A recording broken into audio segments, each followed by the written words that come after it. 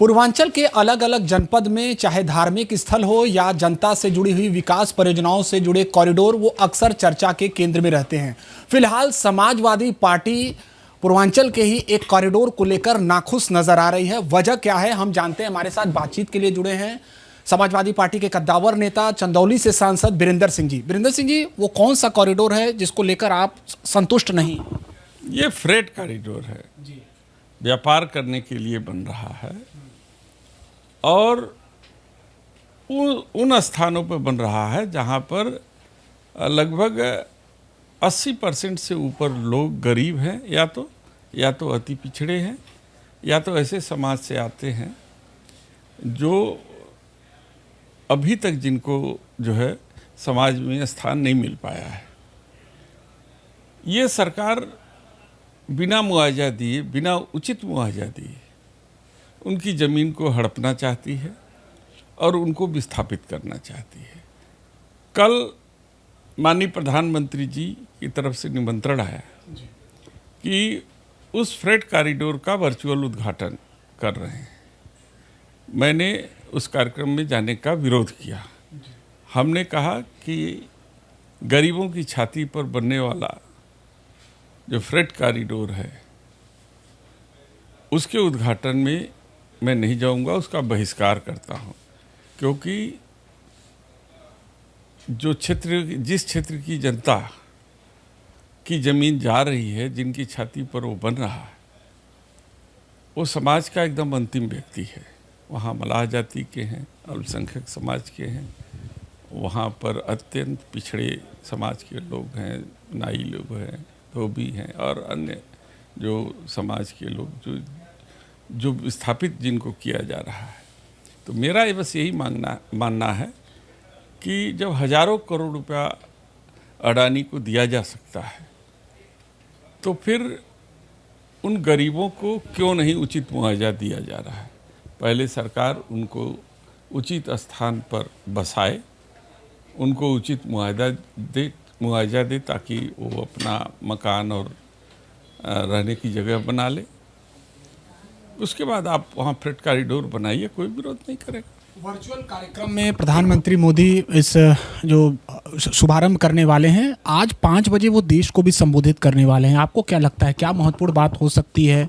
विपक्ष इसे कैसे देखें? देखिए, उन्होंने कल इसका वर्चुअल उद्घाटन किया, लेकिन आज जो करने वाले हैं वो मन की बात करेंगे। पहले रेडियो पर किया करते थे, अब चेहरा दिखा के करेंगे। जनता कितना संतुष्ट मन की बात से थी, जो बिना चेहरा देखे करती थी। अब सोचते हैं हमारा चेहरा देख करके मन की बात करें, सुनेंगे लोग तो और ज़्यादा प्रभावित होंगे। तो मेरी अपील है माननीय प्रधानमंत्री जी से कि अब जन की भी बात सुनना शुरू कर दीजिए, क्योंकि जनता अब मन की बात सुनते सुनते अकुला गई है। सांसद जी, आप इस समय बनारस में हैं। बनारस की बात कर लें तो कचहरी परिसर में वकील और पुलिस सीधे सीधे आमने सामने देखे जा रहे हैं। विवाद कम होने की बजाय, एक तरीके से समाधान होने की बजाय और बढ़ता ही नजर आ रहा है। एक तरफ से दूसरी तरफ वीडियो वायरल हो रहा है, इसके तरफ बयानबाजी भी हो रही है। आपको क्या लगता है, किसे संयम और धैर्य बरतने की जरूरत है? इसके अलावा कहाँ चूक हो जा रही है कि एक दूसरे के पूरक होने के बावजूद दोनों विभाग आमने सामने?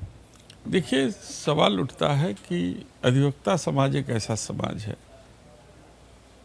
जब गांव का कोई कमज़ोर व्यक्ति जिसको शासन व्यवस्था से, प्रशासन से न्याय नहीं मिल पाता है, तो उसका एकमात्र सहारा होता है वो कचहरी होता है, जहां पर अधिवक्ता समाज उनको न्याय दिलाने की कोशिश करता है। आज दुर्भाग्य से अधिवक्ता समाज अपने न्याय की बात जो है कि गुहार कर रहा है। जहाँ तक मेरी और मेरे पार्टी का सवाल है, मैं और मेरी पार्टी हमेशा अधिवक्ताओं का सम्मान किया है, उनके साथ रहा है। आज भी हम अधिवक्ताओं के साथ खड़े हैं, उनके सम्मान के साथ खड़े हैं।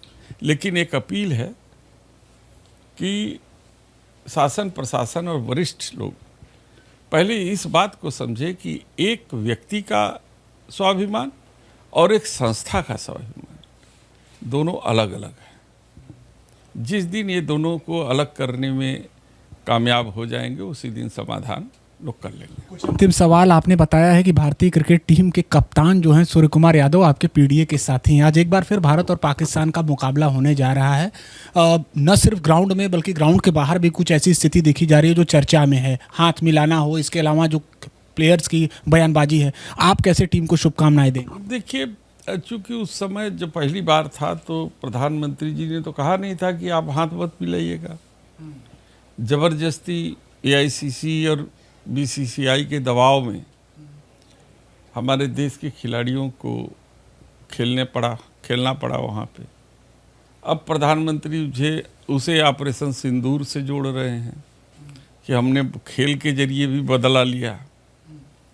तो जब सोच यहाँ तक होगी, जो प्रधानमंत्री पहले ये कहता था कि खून और पानी एक साथ नहीं बहेगा, जो प्रधानमंत्री ये कहता था कि आतंकवाद और टाक दोनों साथ साथ नहीं चलेंगे, आज प्रधानमंत्री अपनी बातों पर कितना खरे उतर रहे हैं, ये सब जनता देख रही है।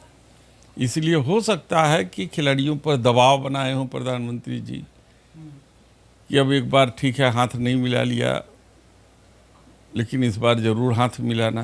तो भाई बेचारा खिलाड़ी क्या करेगा? खेल से ज़्यादा हाथ मिलाने पर नजर रहेगी। निश्चित रूप से रहेगी। अच्छा, एक अंतिम सवाल। ब्रिजेश पाठक डिप्टी सीएम बीते दिनों बनारस में थे और एक विषय को लेकर उन्होंने कहा कि बेचैनी है समाजवादी पार्टी को सत्ता में न रहने की वजह से। आप इस बयान को कैसे देखते हैं? सीधे सीधे समाजवादी पार्टी प्रमुख अखिलेश यादव पर निशाना साधा। देखिए, यदि आप पीछे जाएं तो जब पाठक जी बहुजन समाज पार्टी में थे तो इसी भारतीय जनता पार्टी को बहुत गाली देते थे। तो अब समाजवादी को गाली दे रहे हैं तो इसका मतलब है कि उनका रुझान समाजवादी पार्टी की तरफ बढ़ रहा है। वो आने वाले हैं समाजवादी पार्टी। अब मैंने जो कहना था कह दिया। बहुत शुक्रिया बातचीत के लिए। तो तमाम विषयों पर बेबाकी से बातचीत की है समाजवादी पार्टी के नेता और सांसद बीरेन्द्र सिंह जी ने। एबीपी लाइव के लिए वाराणसी से निशांत चतुर्वेदी।